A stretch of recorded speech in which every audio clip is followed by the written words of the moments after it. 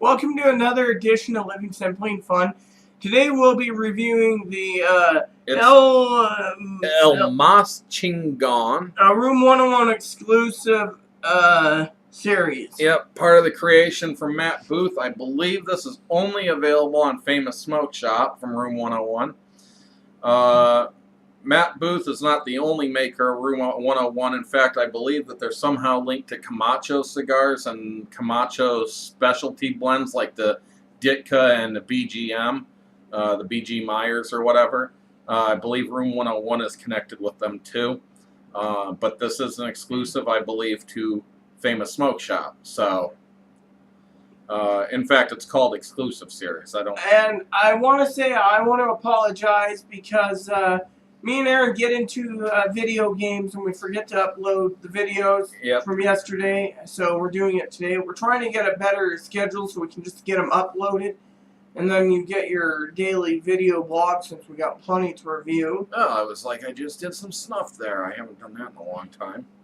Anyways, I'm kind of picking up chocolate and cream notes off this.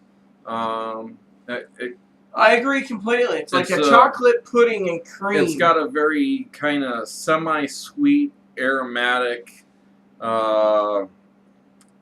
very kind of subtly chocolate and more creamy.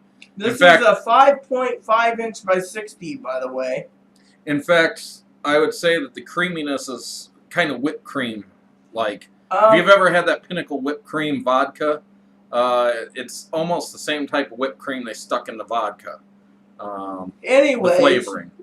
I believe Aaron told me that these are all 660 ring gauge. They only come in 60 ring gauge.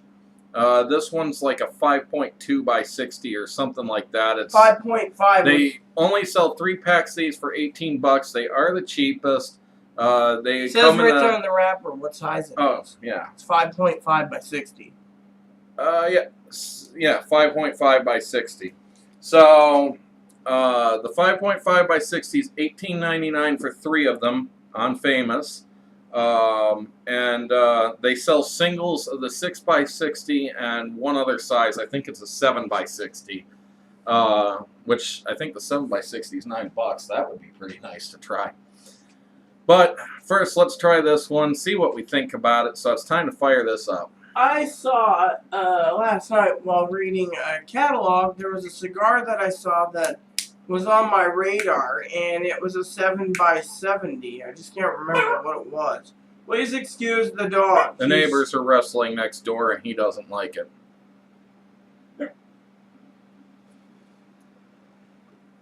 No, our neighbors do not actually wrestle. It just, something's bouncing off the wall. Probably their kid. How much pixie sticks did they give them? Good question.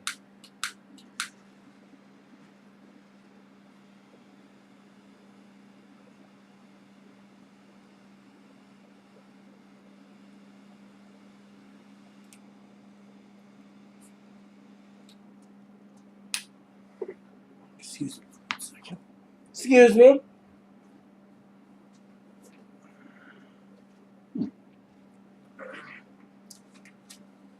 I always like that first initial taste.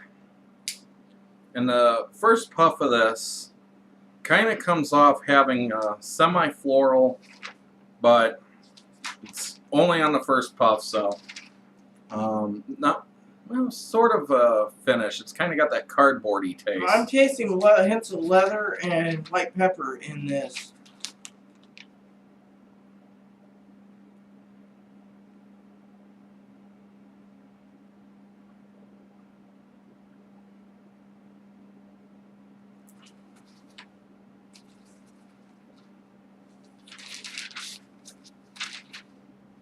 Kind of a smoky hickory on that second puff.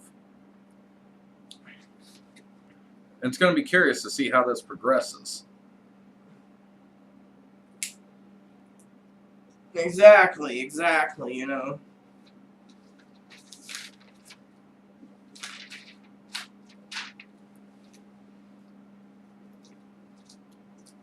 Well, we'll get into this first third, and we'll get back to you. because there's really no reason for you to sit there while we're trying to figure out what all's going on in this. So we'll be back in 1 second. Welcome back to the next part of this Chingon. Yes, the El Mas Chingon. And I'm at the halfway point, and Rita's smoking faster than me. She also lost some of her cigar because it does have, as we've heard others say, a wonky burn. It is not burning very even, and at points it runs. However, I'll give it this benefit. At this point, the flavors are still confusing enough to me and enjoyable enough that I can't really just sit there and put a finger right on it. There's some mild, kind of creamy notes, but other than that, the flavors that permeate throughout the cigar have been fairly unidentifiable for me, and I'm actually enjoying them. So this is just one of those sticks that the flavors are, you just can't put a hand right on. What is that flavor? And I do really, really, really enjoy that. I know that this has Honduran, Dominican, and Mexican tobaccos in it. And I'm not all that familiar too much with the Mexican tobaccos. I don't see them too often in cigars that I've had. And so that could be maybe some of the unique flavors coming out of this. That's what I think. I'm picking up hints of light pepper, leather notes, something I just can't put my finger on.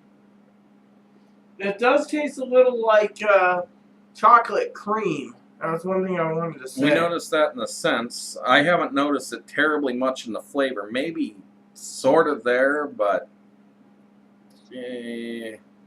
it's trying to identify clearly. It's not clear. It's just there, sort of, maybe. I like this cigar because of that, honestly. It's one of those cigars that'll keep me guessing, trying to figure out what is that. Maybe you like that type of thing. This cigar is very, very mellow. There's a lot of flavor to it. As I said, it's just not identifiable. It actually is somewhat slow burning. I mean, we're halfway into this, and we're at 50 minutes. Rita will probably have hers done in about an hour and 10. Me, probably an hour and a half.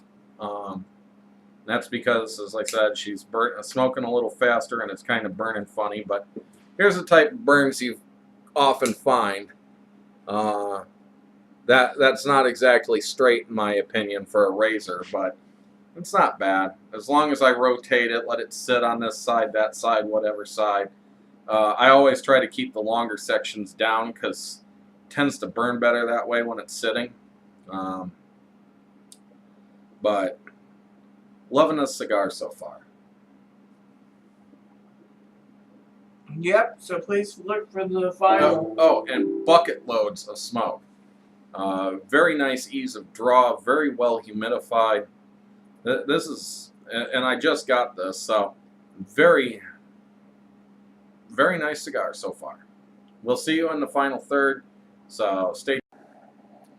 Welcome back to part 3 of the Chingon review. I'm going to have to say that this is a fairly remarkable cigar in the fact that I really just can't identify much. I am getting some pepper here at the end,